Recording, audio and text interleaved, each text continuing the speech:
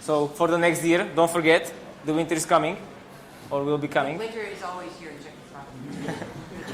Yeah, and so we'll start for the third prize. Third prize goes to Red Hatter called Tomáš Tomeček, and for a terminal user interface for Docker Engine, with which you can basically monitor your Docker containers and manage your images and containers as well, etc., etc. If you want, there is the link.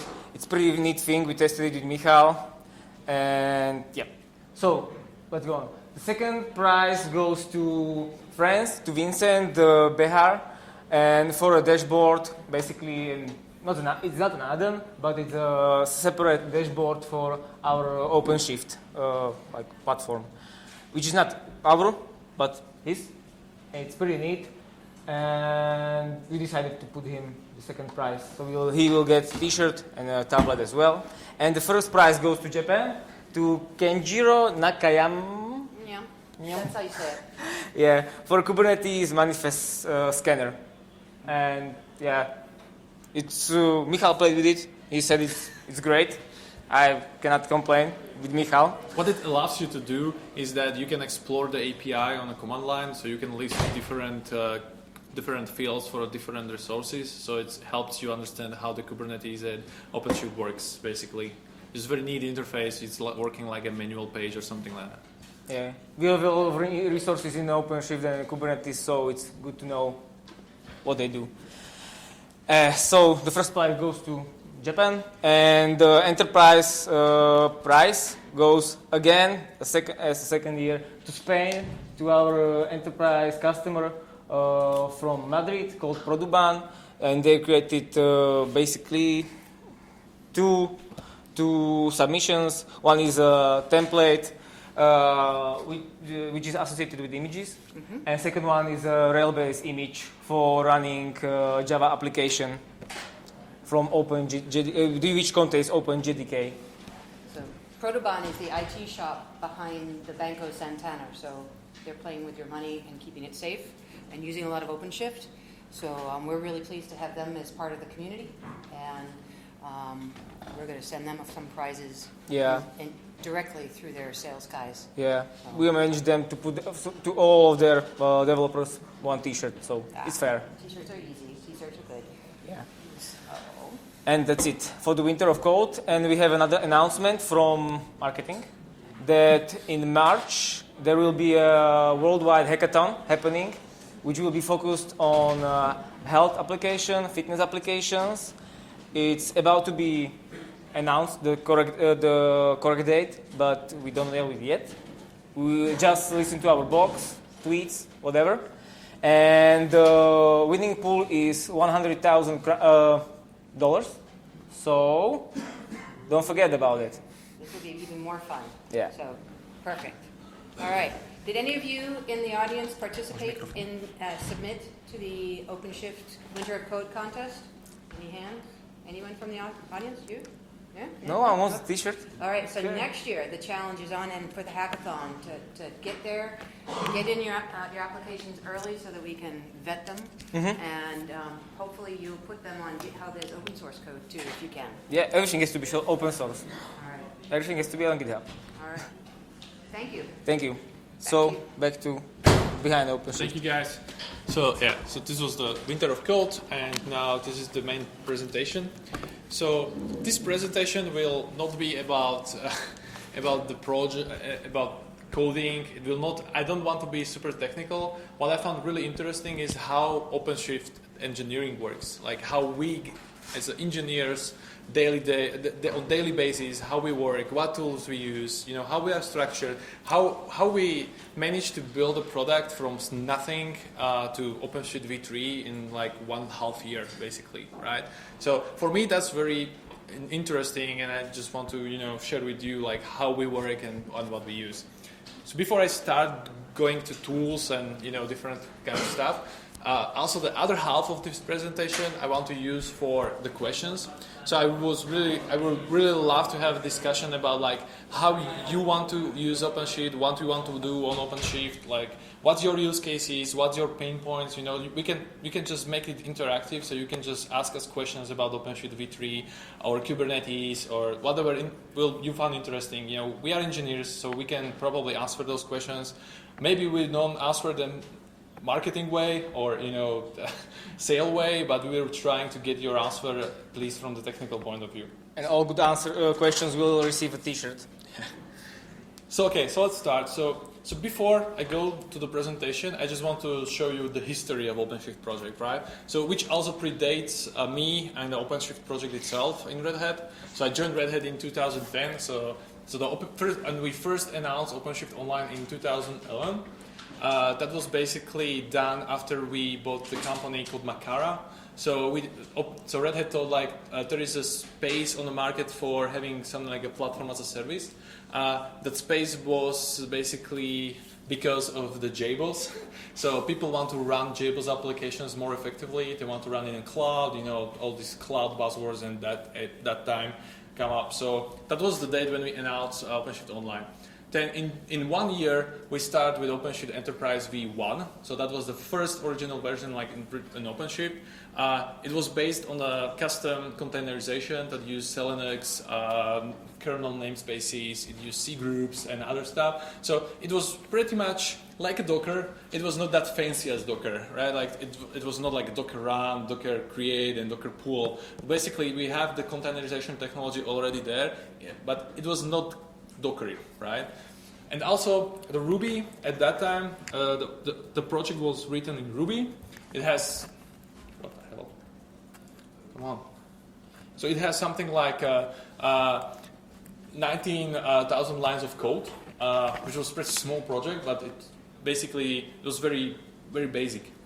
So then we thought with OpenShift v2, Enterprise v2, we based it on v1, but we listened to all the customers and users who wants to also run the applications like Node.js, Python, PHP, and so on. And they also want to have something that they can add to their applications like cartridges, right? As you want to have a database, you want to have Mongo or Redis or whatever. So we come with this cartridges format. So the code base within 1 year goes from 19,000 lines of code to 116,000 lines of code. It's not that much step, right? But it was still written in Ruby, and basically OpenShift v2 is what you currently have in online on OpenShift Online. So if you go to openshift.redhat.com or openshift.com, you will get this, right? So gears. Cartridges, that's what we are calling OpenShift v2. So then, this Docker hype started, right? So everyone was crazy about Docker containers and Docker images, and sharing and, unicorns everywhere, and people really see Docker as the way to go, the way of the future, how the container should be done. For me, the most interesting aspect of Docker is that they add this ability to share images, right? Mm-hmm. So it was not just you have the container running on your system and you are fine, it works for you, but you can also take that container and its content and share it with somebody else, right? Which allows beautiful things, like now you are not tied to the source code, but you share the entire environment where your application runs, which was a huge step. So, and while in V2 we are still using our containerization technology, we see this also as something that people will really want to do, like a sharing, that social media and stuff. That's currently what people do. So we can't ignore it. So we had two options. We either go with our containerization technology and build this images concept ourselves, and then we lock in ourselves into this, right? Or we will just use what other people want, which is Docker images, because Docker and this wheel and logo Docker cons, T-shirts and stuff, what people love. So we start thinking about having the Docker support in OpenShift, and that's how the OpenShift v3 started. So before we started OpenShift v3, it happened in the same year. We spent like half year in R&Ds, and we created a project called GearD, long live GearD. That was the place that we started to write Go. So you can think of OpenShift engineering. It was all Ruby, all around the place. Ruby programmers, even the administrator operations was Ruby. Everyone was written Ruby because everything was written in Ruby. And now, somebody come and say like, okay, guys, like we are going to use Go. Why? Right? Well, because Kubernetes is written in Go, and Kubernetes is what we want to use for to run containers in cluster. And also Docker is written in Go. So why we should continue writing our software in Python or Ruby or something else? We can have a native interface to Docker and Kubernetes, right?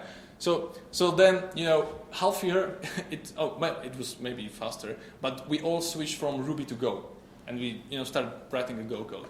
Which was interesting because when we released OpenShift v3 last year, so in 1 year, we managed to write 200,000 lines of code in Go, which was basically we rewrote the whole OpenShift from scratch, completely from scratch. Which means like we already had Kubernetes, but what Kubernetes doesn't provide for you is build. And we really care about the user experience, and for us the user experience is that the user have a source code and they want to run it in platform as a service. So users don't want to run containers. Users want to run their application services and build them from the source code they have. How many of you are building Docker images, right? Okay, 1, 2, 3, 4, 5, 6, 7. I don't count you because You're doing. So 7, right? 7 people actually use Docker and build Docker images. So how many of you write code? Yeah, everybody, right? So that's what people want, right? People want code. People don't want Docker images. But the Docker images are nice because you can place the code inside Docker images and share it with somebody else. So that's why we go. So now we are here present. So we are currently on OpenShift Origin 3.1.1, which has 300,000 lines of code. So it's the movement, like the effort that we spend as engineers to write OpenShift and put more features in it. You can see that from the lines of code actually. It's growing rapidly. We do a lot of new stuff. We add controls that Kubernetes doesn't have. We do a lot of plugins for Kubernetes and so on. I don't even count the contribution to Kubernetes itself. And Docker. And to Docker, right? We have people contributing to Docker. Currently on GitHub, we have something like around 100 active contributors, so people that actually write the code and sending us pull requests. We managed to have something around 9,000 commits for Origin since it started. So I think that's pretty good numbers. It's even higher than that. Yeah, I know. If you come to the 520 talk, I'll show you. Yeah. So who we are? So basically, we are a team of engineers. We are globally distributed. I think we use all time zones. I mean, like we have people working in US. We have the QA guys and testers in China. We have people working in South America, in Europe, everywhere, right? So that's it's beautiful how these things work together. So I'm part of the developer experience team here. So OpenShift obviously engineering is divided into these 4 major teams. Of course, we have many more teams. So we have teams for networking, we have a team for integration services, storage, and I don't know what. But these are the core engineering teams in OpenShift. So I'm part of the developer experience team, which primary responsibility is to build a developer experience around OpenShift. So how developers are going to interact with OpenShift, right? It's Docker images, builds, how to convert your source code to a running application, tools, CLI, everything that makes your life as developers better. Then we have user interface team, which Jakub is in, which they're JavaScript developers. And then we have. Come on. No, they do a great job in making the console, so the website buttons and that stuff. You can control. The OpenShift weight. You can see the containers and everything in the web browser. That's their job, and they do a great job in doing that. So we have also the integration services team, because the OpenShift currently can be integrated with many other third-party tools like Eclipse, for example, right? You have an Eclipse plugin that you can just create a new project and deploy it in OpenShift and continue to develop that project and redeploy it in OpenShift. We also have a platform management team. So that's a bit like a very low-level team for us, because those are the poor people who are doing the rebases to Kubernetes. They are basically getting the code from Kubernetes and rebase OpenShift on top of it, so it's a very poor job. They're also doing a lot of commits to Kubernetes itself, so it's kind of guys that working on the core of OpenShift, or really core of OpenShift, so low-level stuff. So these are all the pictures I took from the GitHub page. So these are all the contributors that actually actively working on OpenShift right now. And so we all working together. We have meetings. We do a lot of R&Ds. We do a lot of design sessions, and it's a very challenging environment. Sometimes we even argue about things. We get pissed and mad about other guys. Some bike shedding sometimes. Yeah, and it's very important that OpenShift itself is not driven by somebody from management, right? Like there will be like a big boss saying like you do this, right, and you do it this way. So OpenShift is more like a developer-based, so we create the features in Trello, I will show that later, and then we go implement these features, right? So because we as a developers, we know what is the best for other developers, right? Managers don't know what is good for developers, right? Sorry. Paycheck. Yeah, so food and paycheck. Yeah, so these are all the controls, right? But we also have some very smart guys that's actually supervising all of those people that have great minds about what the future of all these things should be and how these things should work each other and where we will be in 1 or 2 years. So we have very smart people on the team. Like this is Clayton.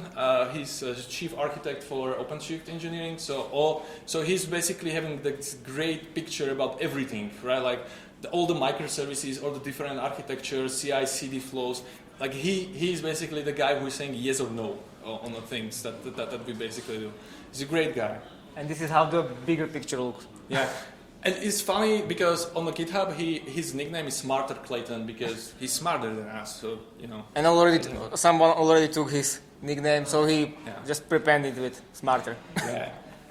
Okay, so that was about that. So now, what tools we are using, right, on our daily basis? So I already mentioned we have Trello.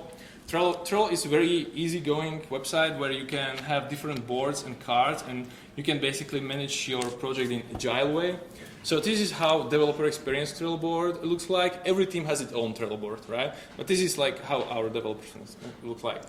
So this is a new board. Every new idea we have, everything that we get from you as a community, end up here. So basically we keep adding cards, for features, that we thought will be good for developers. Like template enable specifying a volume or creating a secret in template. Everything goes here. Then every sprint we basically discuss what here should go here, right? Like what is it sane to do this, or we do a lot of discussion about every card, and we discuss about like, are we want to do it, or are there any better ways to do it, or we want to really do this card. Then it goes to backlog, and it sits in the backlog for a while, and one per time it goes to next, which is like what we are going to do next sprint. For us, the sprint is 3 weeks. Where 1.5 week is dedicated for development, so we do development. We really do the code, reviews, and all this kind of stuff. And we can do development in the other half, but we need to give the QA guy something that they can test, right? So that's how we basically work. And then the in progress is basically what we do this sprint, right, guys? So this is what we are doing this sprint. So we have internal Git server ongoing for online, secrets in builds, issues and stuff. And this is complete, and so we use a Trello because it's very simple for us. Our Trello boards are public, so anyone can just come and make a comment, add new card, and vote. See what are we going to do, basically, or vote on the features and so on. Okay. So that's Trello, and that's the link for the Trello. So you can see all the boards there. So the next tool we use is this. It's hated and loved. People hate it because of the comments and disappearing, a force push and blah blah. So there are people who hate it. There are people who love it because it's actually allowing you to have this social aspect of coding, right? So you write comments and you can write a pull request and you can contribute, you can fork the repositories, whether it's good or bad, right? But we use GitHub because Docker use GitHub, Kubernetes use GitHub, and it makes the project more visible for people, right? Like you can just easily go to GitHub and see all the source code, you can see the comments, you can see the pull requests and what's going on. As I said, we do a lot of code reviews. So I mean, like we really are very. Sometimes it's Too picky. It's too picky, but we are really keen on having the source code that we do in a good shape. So we spend a lot of time reviewing other people's code, trying to suggest like better names for variables or reorganize the code. Or the OpenShift, as I said, it has like 300,000 lines of code. You spend one life to learn all of it, right? So what we do with the reviews, like we have a guys who are the subject field expert for every of this part of the code, so they can do suggestions for you. So if you are implementing something that already exists in Kubernetes, they can just point you there, and that's how we keep our code base sane, basically. What is important is that we have a pretty strong integration with Jenkins. So we run our internal Jenkins. I can show you how that looks like, and it's connected to GitHub, and it's connected to Trello and other things. So this is our Jenkins, resolution scrap. And because it's Friday, there is nothing going on here. It's actually good, like we can track like how many people works through the number of jobs running. So we basically build everything through Jenkins. Jenkins is also commenting under pull requests. You can instruct the Jenkins to build and test your pull request if you want. You can also specify what test should run in Jenkins, what your feature is adding. So we have a kind of extended test concept where you can say, okay, I'm changing something related to builds, so I can execute all extended tests that touches builds, and that runs for 2 hours. Right? And it will tell you if you break something or not. We also don't merge on GitHub, so we never hit the merge button on GitHub. Jenkins is doing that for us. So Jenkins has a merge queue, so all the pull requests are properly organized. So there is no mess in these. We also built all the images that we can publish on Docker Hub here in Jenkins, and then we're just pushing them to Docker Hub. We are not using the Docker Hub integrated build service because it sucks. And we can have a more control of what we are building, so we can also execute the test against the images. We can see if the images are actually working, or if we broke them, or something is wrong in them. So instead of just blindly publishing every commit on Docker Hub, we know like what we are going to push. And so that's testing, and you can see like this is how it looks like on GitHub. So every time I tag the pull request test, Jenkins will report the URL. You can go check like what's going on in Jenkins. We also use a Travis. So Travis builds, it's like a smoke test, like unit test. Like things compiled, okay, perfect. Now run it in Jenkins. And what is important, like there is one guy who is actually father of this Jenkins infrastructure. It's very complex infrastructure because we are connected to Amazon AWS. So we don't have any slaves, as you notice in the Jenkins screen. Every time we run something, we actually spawn an instance in Amazon, and we run it there, and then we shut down the instance because it's more effective. And of course, like it requires a lot of plugin works, and we have a special plugin for Jenkins that actually manage all of these. And and this guy with a red hat on it, like he's basically an architect for OpenShift who do all the CI flows. He also supervises all the engineering teams and try to keep things sane, right? So he's participating in all of meetings. And another great mind, same with Clayton. But not me, the other guy. Not him, the other guy. Yeah, so this is how the Jenkins looks like on Thursday afternoon when the US gets up. So, Testing. Very busy. So the last thing I want to mention here is Vagrant. So with V3, with OpenShift V3, we switched from the AWS-based development, let's say, to use Vagrant as something that we can share with community, and the other people can have the same developer environment as we do. So we have a Vagrant file published on the origin repository. So if you just clone the repository and do Vagrant up, you get the developer environment all set up with Go installed, with OpenShift installed in systemd. Everything is set up for you.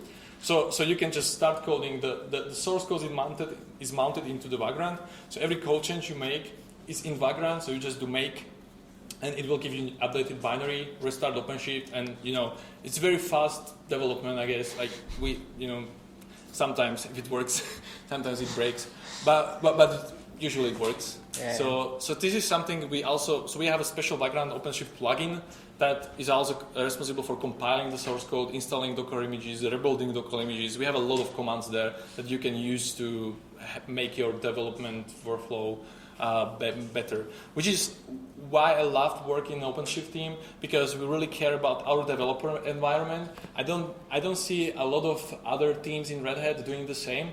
So we spend a lot of time improving our developers' workflows, like what we do. If there is some pain point or something that we found as very frustrating because we need to wait hours to rebuild something or something like that, we usually go sit and improve that tool just to make our lives easier. Right. Yeah, and other tools. We use RC. So we are on the free node. You can join the OpenShift-dev. You will find all the developers there. As I said, we are distributed in the different time zones. So we are distributed in different time zones. So you should always find somebody online there. Except, no always. There's always somebody. And we also use BlueJeans for video calls. I don't know why I put it there.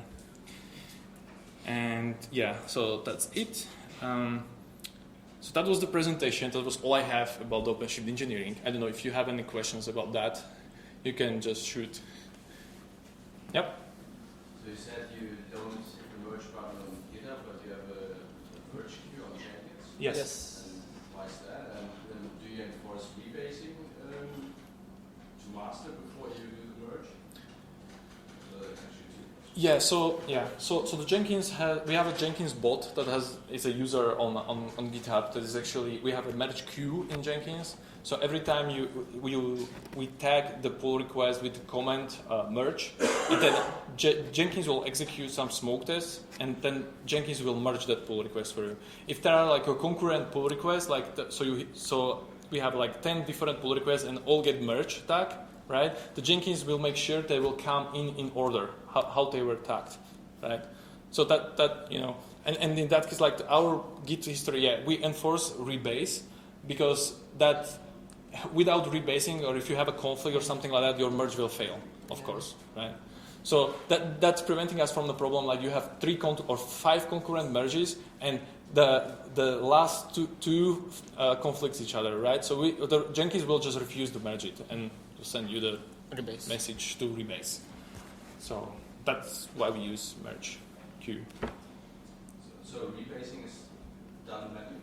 It's done manually, yeah. Exactly. Like you will see that you have conflict on your pull request, you have to rebase and then force push, basically. Yeah. And of course, if someone creates a match request, it's automatically built and tested. smoke tested. Yes. Yeah. So that is very important because a lot of I saw a lot of projects that are merging as crazy to master. Like they say, like the master should always be broken. Like we don't care.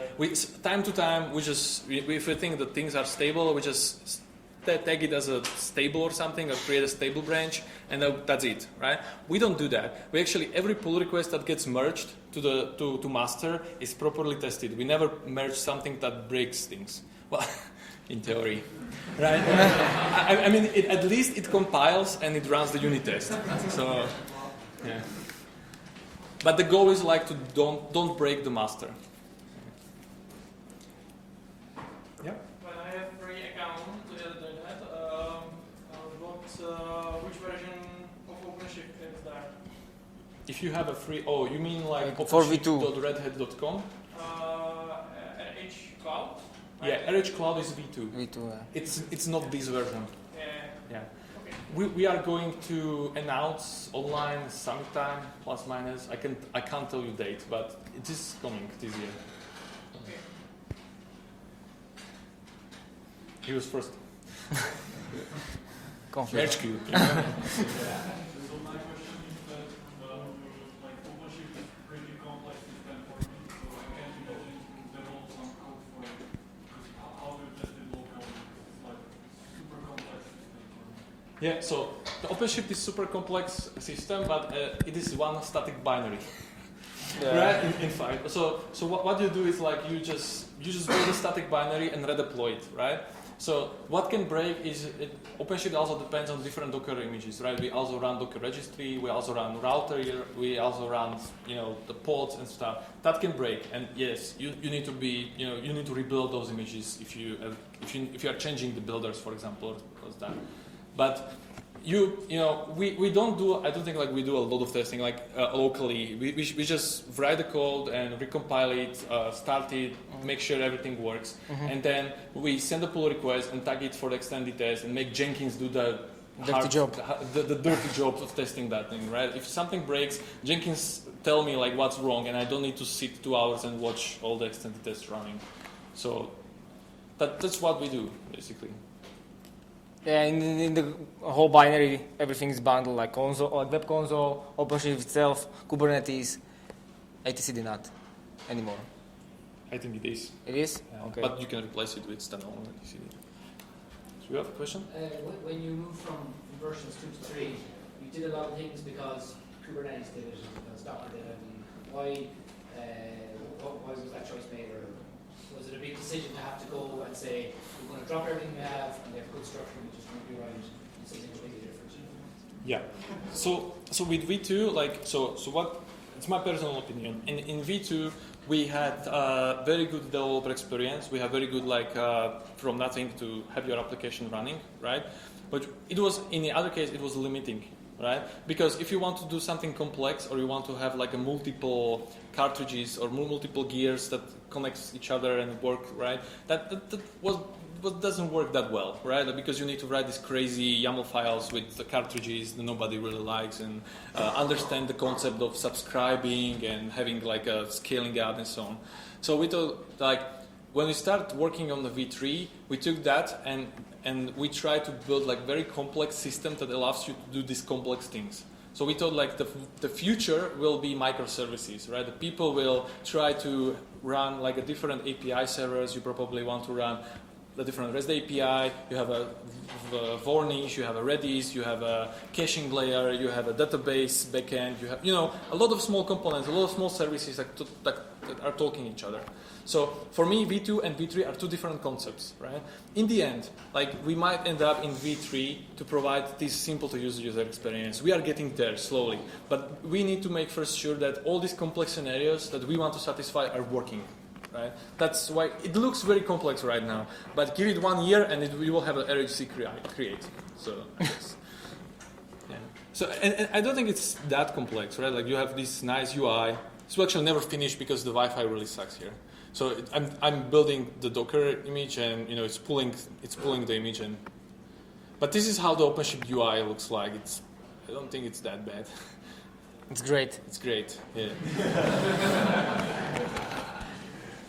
So yeah, and it even allows you to this. I call it manager's view. So it visualizes how the different services talking each other, how different components are related to each other. If, for example, you scale this up, you see this is real time, so it will show you what is going on inside your project and stuff. Because we really want to tell people the story that they should go this microservices way, because that's what Docker encourage people to do. With Docker, you can do this microservices thing. Without Docker, it will be much harder to do this. And with our previous containerization technology, it will be even more harder. I see the real shift is happening on that. 3 years ago, we were all told that we depend on the source code, right? So you have a commit, or you have this is the commit I'm going to deploy to production. And then you deploy it to production, right? In this world, it's like, yes, this is the commit to source code. I build the Docker image and I promote the Docker image to production. So you're promoting the entire environment. Right, so that allows you to do this microservices thing. Yeah. In case I'm an external contributor to OpenShift, I create a merge request, and I suppose the internal Jenkins builds it and tests it. It's public actually. That's you can go there. But my understanding is that if I create the merge request, there is Jenkins sitting in Red Hat. What do you mean with merge request? A pull request. Pull request or pull request. Yeah. So somebody has to tag it with the test, and then the Jenkins runs. It doesn't run automatically. Yeah. I mean, like somebody needs to add a test tag From to our have it organization. tested. From So organization. you add tag that It should be tested. run, and Yeah. then Jenkins runs it, and then it makes some tests. Does the external developer get some information? Yeah, you have access to the logs from the Jenkins. It's public. Yeah. You can just go to that URL. There's a Yeah, URL. So somewhere there. Yeah. Okay. There is nothing private here. Like it's all public. I suppose the Jenkins tool that you showed it's internal because it was No, it's not. public. It just has weird address. ci.openshift.redhat.com. It's not. So this is public. It is public. Yes. You can Okay. just go there. Yeah. Yeah.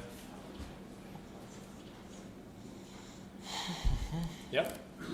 What version of Golang compiler are you using or targeting? Can you repeat that? What version of Golang compiler are you using? It depends. You want a fast or you want a slow? Why? So- Testing against the tip. So if I do development, I usually go for Go 1.4 because it's much faster. Compilation time is much faster. When we build this thing in Jenkins, we go for 1.5, I guess, because that's what the stable. That's what optimized thing is. But the problem is that the Go 1.4 is much faster compilation time comparing to 1.5. But between them, there is no backward compatibility or something like that. They're compatible, so it doesn't matter really.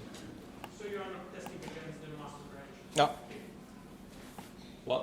we are only we are testing against detect versions. I mean, like we have a Travis that tests against all the Go versions, Yes. of course. But inside the Jenkins, we just use the whatever version we have in RHEL, I guess. So, or in CentOS or Fedora. Or something. We don't have a multiple Go versions there. But because you don't need to test that because the Travis will do that job for you. I mean, Travis is free. We don't need to pay for it. So. Yeah. Any other questions? Yeah, is there a use case for replicating database in OpenShift? Really good question. Do we have a marketing people here? I saw some use case how Just close your eyes. our RHEL, like it's a bad to persist storage Yes. that I need regarding performance. I need to run a database on one node, not on some share node. So is there be some new kind of persist storage to solve this thing? Yeah, so my opinion on this is that we have this kettle versus pet analogy, right? So we treat containers as kettle. So if something is wrong with container, we just shoot it and start another one. Stateless, right? So I don't think that analogy applies to databases actually, because databases is where I have the money, right? Like I don't want to treat database as kettle. It's my pet. If it gets sick, I will go and investigate what's wrong with database, why the index is corrupted, why my data are lost, why my table is corrupted, right? So there will be some like plot for pets. No, there is no such thing. in OpenShift. So if I will go to production, I won't run database in OpenShift. I will probably dedicate one node as I will run, and I will treat it as a pet there, make my data safe. And then in OpenShift, I will create a service that points to that IP address and use it for my deployment. So I don't use a database. I don't have a database container. I run database as a first-class citizen in my infrastructure, and I just expose it as a IP address for the service. Because there was some like whoever something to solve this, so there's no way. Persistent storage is very tricky. Like you can get it good, but you never get it right. So we are trying to get it good now, but still there's a lot of problems with that. Okay. And before we end, I just want to ask Tomáš, can you come up here? This is one of the winners of the Winter of Code competition, and we have something for him. Come on.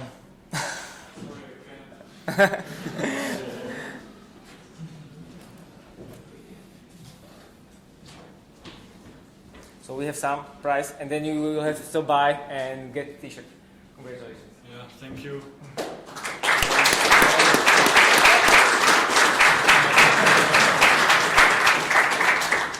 Thanks. So Any other questions? How much time? 0. 0. Okay. Thank you. If you are shy to ask questions, just come please.